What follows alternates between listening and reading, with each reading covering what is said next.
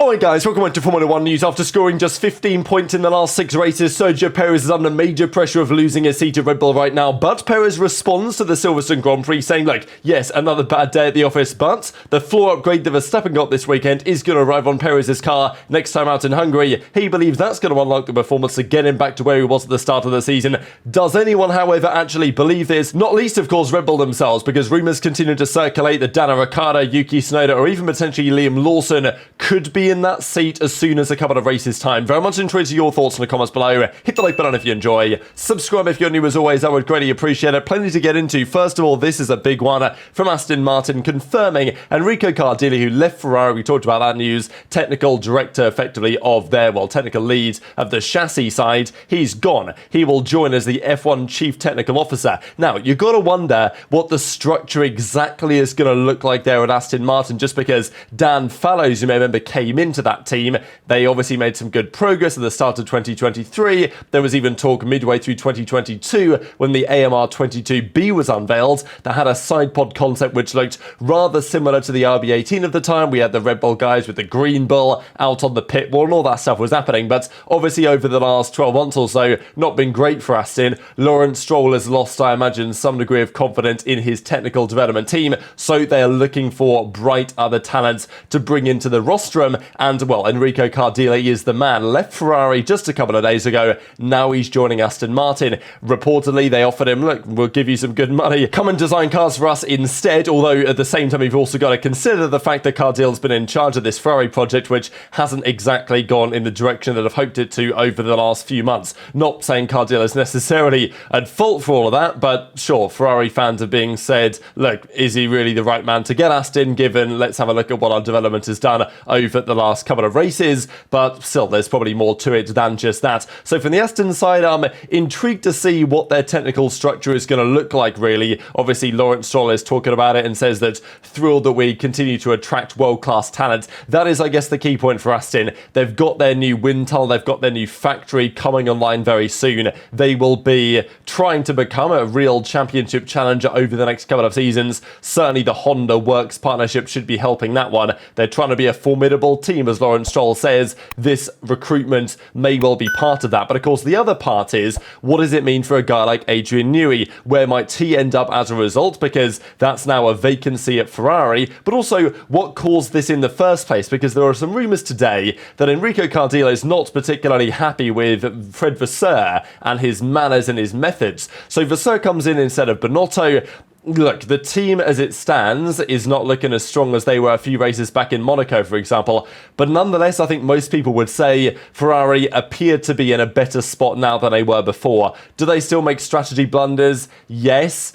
We saw it this weekend in Silverstone, and they did it a couple of years ago. Silverstone 2022 was another bad example. But on average, have they been a stronger team over the last few months? Does it feel like they're on potentially the right path towards 2026? Probably yes. And it feels to me that Fred Vasseur has been part of that, although they will have to prove that this is merely a blip over the next couple of rounds and try and, find themselves in a more competitive position. But Loic Serra, this is the guy, of course, that came over from Mercedes. Reportedly, he was very much on board with Hamilton's complaints about the concept of the car that Mercedes made in 22-23, that of course now they've finally fixed, it seems. But Hamilton and Serra apparently agreed on that stuff. Serra was then tempted away to go to Ferrari, and he joined Ferrari not that long ago now, along with, I think, Jerome D'Ambrosio, also former Mercedes driver development guy. So Ferrari have made some acquisitions, but apparently Enrico Cardile wasn't aware that Serra was joining. At least it was announced to him without prior consultation, which he didn't like. As the technical director,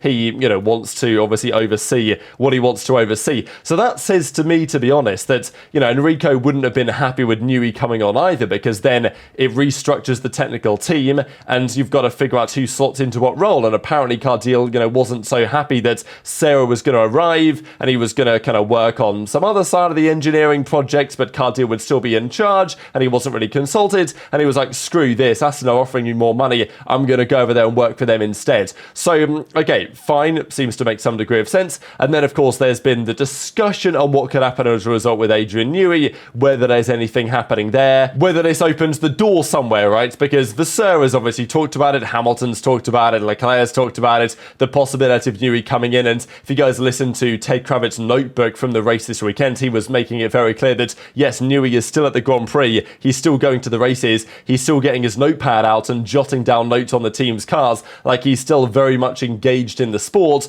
and probably isn't going to go away. And even Joe Soward says, and like whether you agree with this perspective or not, I thought it was interesting, him joining Aston Martin, Cardile means that Newey has one fewer choice and Ferrari has a job to fill. So I guess the argument would be that given Aston have Cardile, former Ferrari technical director, they're probably not going to look to get Newey. They might try and get both, but would Cardile be happy about that if what we think might be true about Loic Serra is true? Maybe not. So that may well rule out Aston as an option for Newey now, and therefore that leaves Williams, which obviously has been thrown around. There were rumours, even Jeremy Clarkson mentioned it at the weekend, that he's looking Newey for a new house nearby where the Williams factory is, but I'm not really trusting Jeremy Clarkson as an absolute nailed on 100% source on this type of stuff, and Ferrari still seems to make the most sense, especially with their technical director leaving. Like, it all seems aligned for Newey to Ferrari to actually become true, and they probably need him, let's be honest, given what's happened over the last couple of months here. The other quick point though is that there have still been rumours that whatever happens with Newey, it's not going to be confirmed for a good couple of months, so we'll probably again have to just stay tuned and keep speculating until we get any sort of answers on that. We've got to talk about Mercedes though quickly, because they've now won, remarkably, 2 Grand Prix in a row. Like, no other team other than Red Bull has done that in a very, very long time now. And yes, of course, there was some luck involved with George Russell winning in Austria, and even again with, McLaren choosing the wrong strategy with Norris. They could have put him on the mediums, they put him on the softs because they wanted to effectively copy what Lewis did. That turned out to be the wrong call. The medium was definitely the tyre to be on in the final stint. Piastri put it on and was absolutely flying at the end of the race, and arguably Piastri would have won the Grand Prix had they gone for the double stack, which they should have done at the time, when Piastri should have come in behind Norris when they initially made the switch to Inters, which is what Mercedes did far more successfully, although of course Russell retired from the Grand Prix, which was not ideal. But it's got to be said, we've had 12 races so far, we have had 6 different winners. Now famously in 2012 there were 6 races and we had 6 different winners in the first 6 races. 2012 ended the season with 8 different race winners. We currently have 6 different race winners this season. So how many will we end the year on? Of course, most of the top protagonists have scored a race win. There are, however, 2 on the top 4 teams that haven't, one of which is Oscar Piastri, right? And you might well say, given a recent performance, Piastri may well be the next driver this season to get a win if that does transpire. And the other one, of course, who hasn't won a race this year yet in a Red Bull, none other than Sergio Perez. Although I will say, the chances of another driver winning this season in a Red Bull that isn't Max is probably more likely if they drop Perez for somebody else mid-season than it is keeping him on recent evidence, and we'll discuss that more in a second. Toto Wolff as well was discussing a little bit more on what exactly has changed with the WE15 so that it's no more false dawns. I mean, we've been talking about Mercedes upgrades, their progress now on this channel for a couple of years, and after we talked about it for several months, it starts to get to the point of like, they're just yapping at this point. Is it always going to be a false dawn? They'd have a good result, they'd get a P2, P3 or, double podium or whatever, and then they'd say, we fixed it type thing. Like, we're getting there, we're making progress. And eventually it becomes like Boy Who Cried Wolf and you just refuse to believe Toto Wolff anymore. But now it actually does seem to be legit. And Toto says, yeah, James Allison and the team effectively looked at the data one day and thought, wow, okay, we've missed something. And suddenly all the data made sense. And they say there's more to come in terms of performance. Hamilton's record, of course, speaks for itself at Silverstone. This actually is like so insane that I did just want to mention it quickly, because even the last 2 years when the Merc just hasn't been very good, he was on a podium both times. The only time he hasn't won in like the dominant Mercedes days was 2018, and then he wins again this year somehow. So, he also won in 2008, of course, and in 2013, I think it was Nico Rosberg that won the Grand Prix. But this is how the standings are looking right about now. Points after 12 races between 2023, 2024. Red Bull are top, but not by as much as they were previously, right? It was actually Mercedes in second place last year because Ferrari had not a good car. McLaren started the year really slow, and Aston had obviously fallen off after the first, 6 or 7 races, really. So Mercedes were in second, but literally had half the points of Red Bull. This year is, okay, not literally, but you know what I mean, less than half. This year, different story. You have 4 teams within, half the points or whatever you want to say, as Red Bull currently have. And are Red Bull the favourites for the Constructors' Championship? There's a debate to be had on that. Maybe they are, just because they're quite a way ahead, but right now you can argue that McLaren could well be right up there come the end of the season. Mercedes are probably a bit far behind, but they've scored the most points over the last few rounds, as we shall see here in a second, and Ferrari are rather on the decline. But the main reason why the Red Bull don't have as many points as last year is because this year the car isn't as good with respect to the competition as last year's car was. Max, though, is still delivering great performances week in, week out, delivering points on a level that is, maybe even unexpected given the current performance of those respective cars. However, Sergio Perez is delivering absolutely nothing, right? And we can see it right here. Max has arguably over the last few rounds not had the fastest car. Probably the best overall package does belong to McLaren, really. You look at the races, you see the way that things go, certainly in those kind of like damp conditions. When the McLaren is just a rocket ship, right? We saw it earlier in the year, we saw it again this past weekend when, Lando and Oscar just had way more pace than the Mercedes in those conditions and way more pace than the Red Bull of Verstappen as well. So in terms of like the best overall package over the last 6 rounds, it probably has been the McLaren, which has seemed to have the stronger package overall. But over the course of those 6 Grand Prix weekends, Verstappen has outscored Norris by 32 points. The only weekend he got outscored was at Monaco, where there was no overtaking. Even at Miami, where Lando won because of the sprint race, he still outscored Norris over the weekend. Lost points, of course, 7 at Imola, then gained some points back in Norris on Max in Monaco, and then since then, 7 points delta, 6 points in Spain, 12 points in Austria, which, wasn't really Norris's fault. They had the coming together, and then still 3 at the British Grand Prix at Silverstone. So Max is just always going to deliver good points. It's so difficult to beat him, even when he doesn't have the pace. He's still going to try and put himself in position, and Red Bull put themselves in position to actually allow him to try and challenge. The problem is that, of course, Sergio Perez is nowhere to be found, and Red Bull have changed their tune quite quickly on this, because we believe there are some performance-related clauses in play, which mean that Perez can be, and therefore likely will be, cut if his performance doesn't rapidly turn around over the next couple of rounds. So this is where we find ourselves now, and you can even see this. The rumour has it, there's a couple of rumours, but apparently if Perez is more than 100 points behind Max after the Belgian Grand Prix, which is coming up in round 14, then it's done. Basically they can cut the contract if they choose to right then and there. Now, the current gap in 2024 is 137 points behind. So he has to make up 37 points on Max over the next couple of rounds. So he kind of has to hope for a double Max DNF and then has to win one, if not, probably needs a P1 and a P2, and he needs Max to DNF both races. That's what it's going to take. If Perez wants to ensure they're not going to fire him, but realistically that ain't going to happen, right? I mean, even you look last year when he ended, 290 points down after Max. He was 145 points down after 14 rounds. 2022, he was 93 points down. 2021, he was 108 points down. So it ain't looking good right now. And in the last 3 seasons, he's only been within 100 points on one occasion of those years. So probably it's not going to happen, is it? And therefore, if Red Bull want to get rid of him, they can do exactly that. And this is why Christian Horner is talking about other options, right? He was asked about, okay, what about Yuki? Because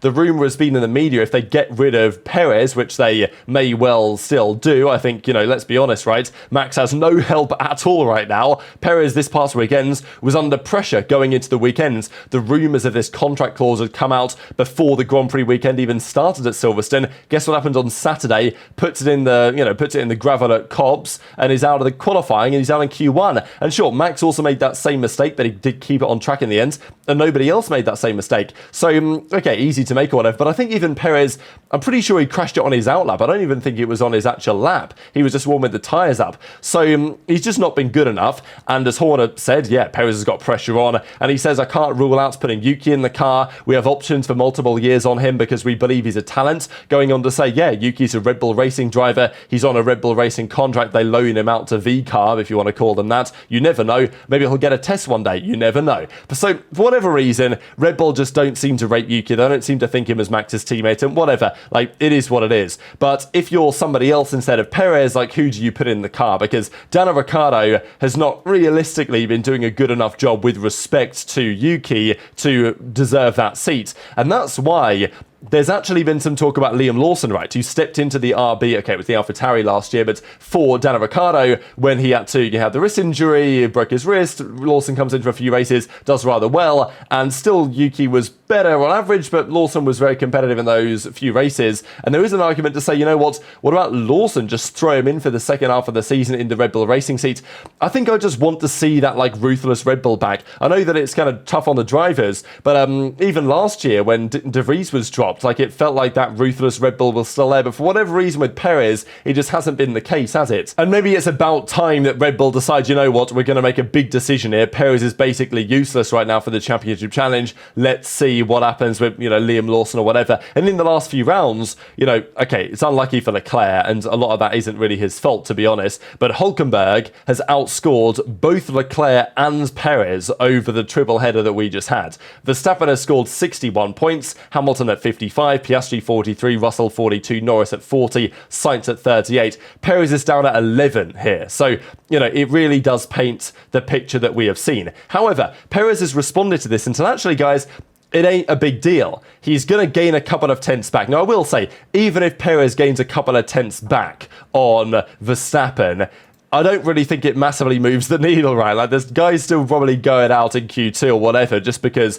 of the current delta. It takes him from 7 tenths to 5 tenths. But, Perez was seemingly kind of confident that he's going to turn this around. But it's easy, it's easy to be confident when you've got the 2-year deal and you probably think, oh, they're not going to get rid of me. They backed me for all these reasons, the sponsors or whatever. And as Perez says, yeah, I'm trying to find solutions. I think we're making good progress. We are just about to unlock a couple of tenths on our side and life will be very different back to where we were at the start of the year. This is because this weekend in Silverstone, they brought a new floor to the Red Bull. They talked about it being, maybe not a massive upgrade, but something reasonably substantial. And yeah, Red Bull said they only had one of those. It was only Max's car that actually had the new upgrades.